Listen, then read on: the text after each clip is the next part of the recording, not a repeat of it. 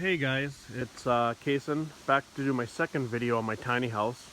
Now that the storms have kind of gone through, I can do a little bit of an exterior view of what I've done. Start in with the side of the house. I got my service entrance, which is the middle pipe coming into the house.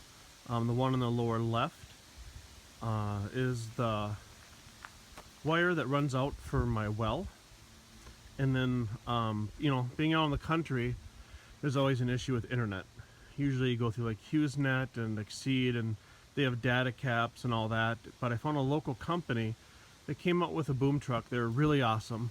Told me I had to go about 45 feet in the air in order to get internet, and it's unlimited with no data caps, so that was a huge plus. So I got a little crafty and ended up buying two 4-inch pipes and just kept on reducing it all the way up to an inch.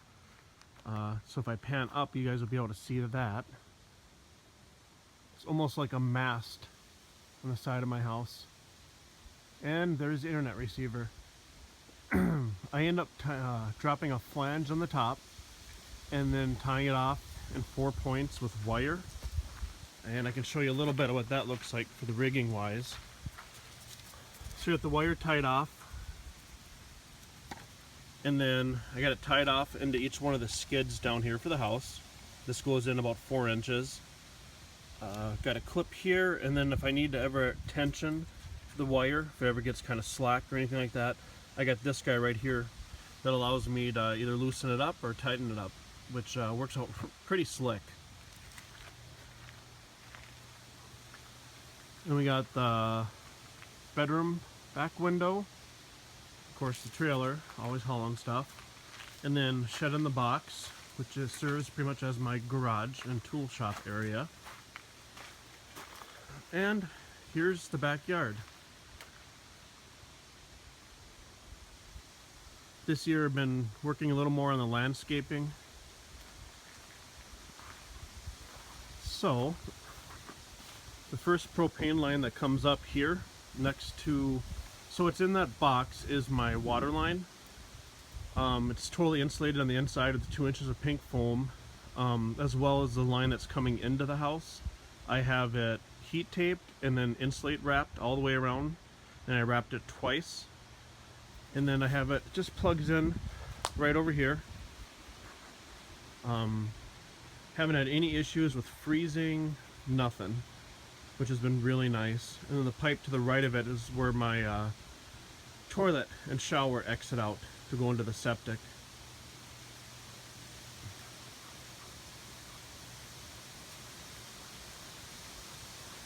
Last year, want to do something a little bit different on the back of the house. I wanted to build a pergola, and I've done them before, but I wanted something that was rustic and wasn't going to cost me a fortune on lumber. So I ended up taking down from back here, clearing out about 30 trees, and ended up just dragging them. So the 3 main supports resting right off the house, I dug those down 4 feet, put them in, put a little bit of concrete around them, and then backfilled them in for my supports. And I built this all myself in one day. So it was basically getting up on the step ladder, putting it on my shoulder, walking it up, ratchet strapping it, tighten it up, going to the next side, getting that a little bit higher, going back and forth until I got it to the height where I wanted it, and then just put another ratchet strap on to hold it. And those ratchet straps will last for a long time, and they can hold a lot of weight. So once I got that structure done, I went ahead and worked on the front part. And the front part is actually connected to two trees that are still alive, but I got it down far enough that when the trees move back and forth in the wind, there's really no give and take as far as pushing the timbers back and forth that run along top, which works out really nice. See if I can step back and give you guys a little bit better of a picture. And then for the runs going, the crisscrosses, I just cut down some smaller trees and then just kind of did a grid pattern on top. Typically last year, I'll cut once the trees, smaller trees come up, I start leafing out, I'll take them, I'll cut them down, and I'll put some a little more over the top for shade. But back here, with all the trees that I still have that are standing, there's such a canopy that it can be 100 degrees out here and sunny and hot, and everything's all shaded in, which works out really, really nice. And I got my fancy deck, if you can call it that, off of the back porch, just because the step down's a good 1.5 feet, and didn't want to break my ankle. Almost did that a couple times.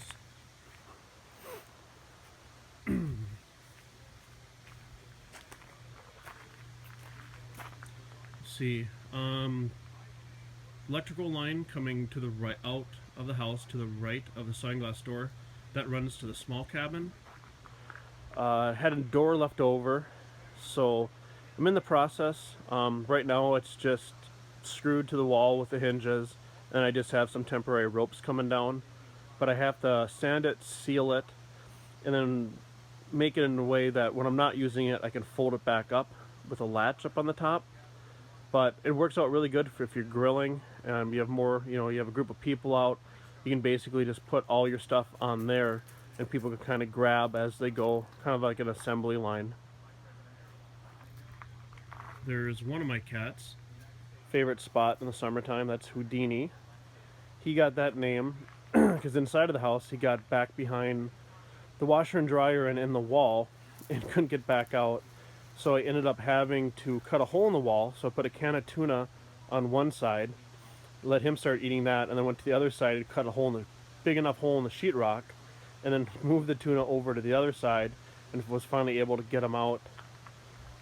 That's Sammy, of course, underneath. He's about 8 months old. And then the other kitty cat that's Mama. The propane tank obviously in the background, and then a little kiddie pool for the dogs. My first project on the house was I was trying to do some landscaping the second year I was here. I had so much wood from all the trees I cut down, and I burnt most of it on fires. So I thought I'd, make a little bit of a border. So I went in and dug a trench that's probably about 2 feet deep, and then just kind of stuck them in as you go. It actually turned out really nice. It's a really nice border. It's something different. It ties in with the rustic theme for the house. And then last year I sodded it. That was my first actual patch of grass. I was pretty excited about that. And if I turn around, this is the pond.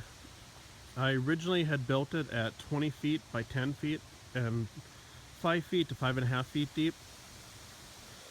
And then last year, one of the sides ended up collapsing, so this spring, I spent a good 3 weeks just covered in nastiness, trying to fix it. So what I ended up doing is building a frame, basically just a simple box with 2x10s, framed it out, got the liner restretched, backfilled, and then basically just filled her back up. And I left, you might be able to see a little bit with the rock pile that's coming out. You can probably see a little bit better if I walk over here. For the 2x10s that are sticking out, I do have them secured 5 feet down with a 4x4 that you can't see because it's buried right now, green treat. And that will eventually serve as a deck for both sides of the pond. So you can kind of sit, put your feet in. I haven't done koi. I have basically just went to Petco and bought the feeder fish. And as far as wintering the fish, it's not that bad. You basically just put a bubbler in there so it oxygenates the water, and then it also at the same time keeps a hole open in the ice. So as long as you have that, the gases can exchange and the fish just go dormant. So another storm's coming through, so hopefully you guys can still hear me. I'll talk a little bit louder. My waterfall pump, the impeller broke. So right now I just have my small pump hooked up to a garden hose. But typically I have a UV sterilizer that runs in from the pump. Water gets sterilized and cleaned, then it goes into the waterfall there. And then it's also filtered through that, through the different filter pads and lava rock, and then dumps back into the pond. And then you can't really tell right now, but I do dye the pond blue like a lagoon blue, almost the color of the chairs, a little bit darker. And that helps keep like the hawks and stuff like that from coming in and grabbing the goldfish.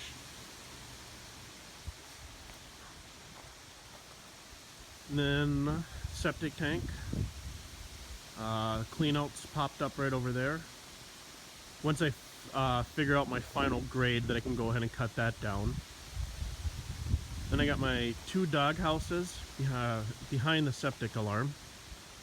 The one on the right was for my sister's beagle that passed away a few years ago. And then one on the left was for my parents' beagle that passed away as well. And I actually built the doghouse on the left, and I had a little bit of fun because I had a little bit of extra lumber. So I went ahead and built a screen bay window off the side. So my dogs use it occasionally, but it's mostly the cats that take it over. Sod wise, I was very fortunate that a local florist place that does sod, they ended up having some sod that had sat around a little bit too long, was dried out, and they were given away for free. So I ended up getting 51 or 52 rolls, laid her down, and then, you know, typical, just saturate the crap out of it. Came in pretty good, but it was really patchy, so I went ahead and seeded it, and it's still catching. There's still some spotty parts, but for the most part, it's coming in really, really well.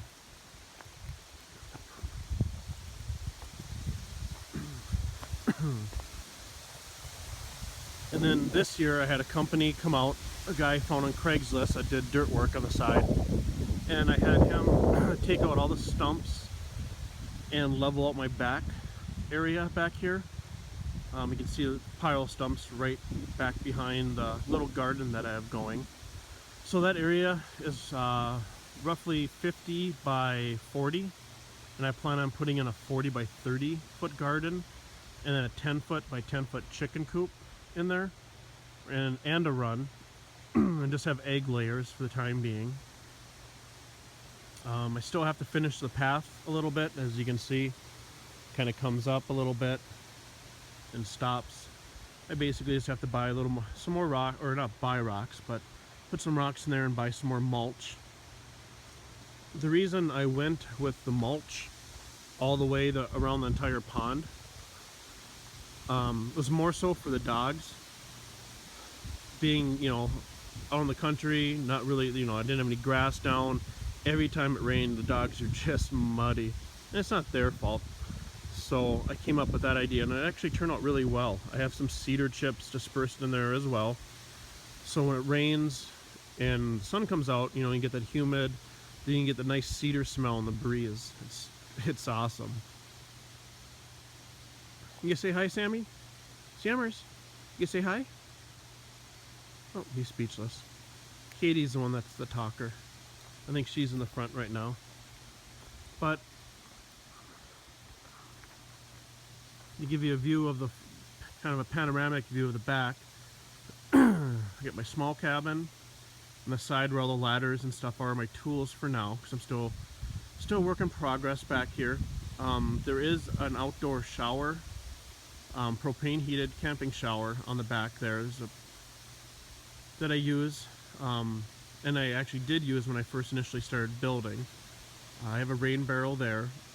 So when I first initially started building, the small cabin got delivered first, because if the house was here, you would never be able to get the small cabin back.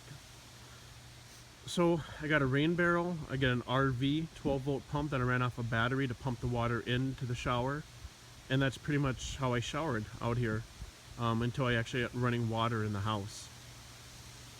So if I do a quick pan, you guys will be able to see a little bit more of what I get to enjoy every day.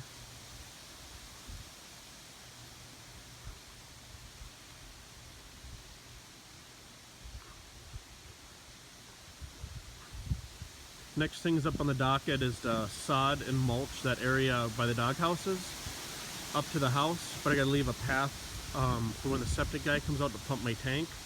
It's just a holding tank. That way I don't end up him just kind of trampling on the sod back and forth, so I'll put some patio blocks in, give him a nice path. That, and it'll be a lot easier to shovel out the path for him in the wintertime.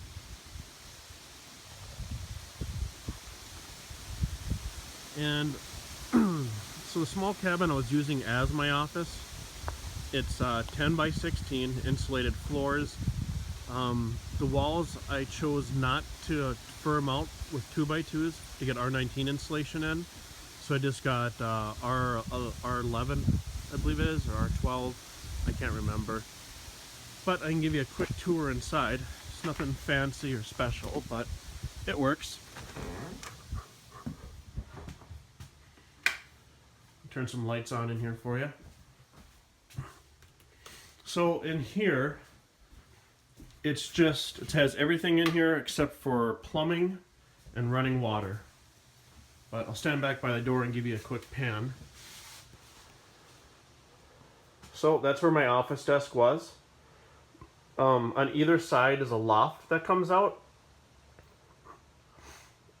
You can fit a full-size bed. Queen-size bed would be really pushing it. Ceiling-wise, I went to Home Depot and just bought the cheap CDX plywood. I think it's like $7 for a 4x8 sheet. Had them cut it down into lengths, or rip it into lengths, 6-inch lengths, and ended up doing that for the ceiling. And that turned out really well, and it was very, very cost effective. And then each loft has a 2 by 3 foot window.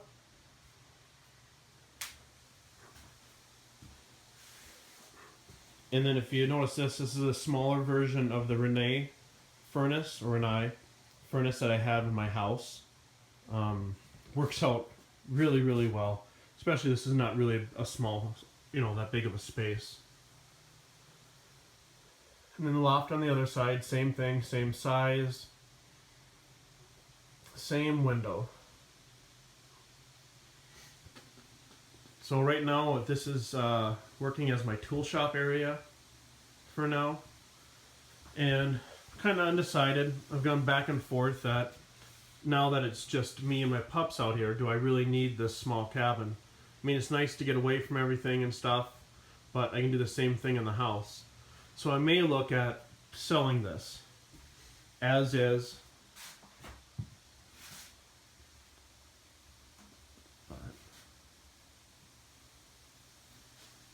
Hopefully this gives you guys a little bit more of a tour. I know a lot of you have been asking for the tour of the backyard and such, and small cabin, so hopefully this tour was helpful.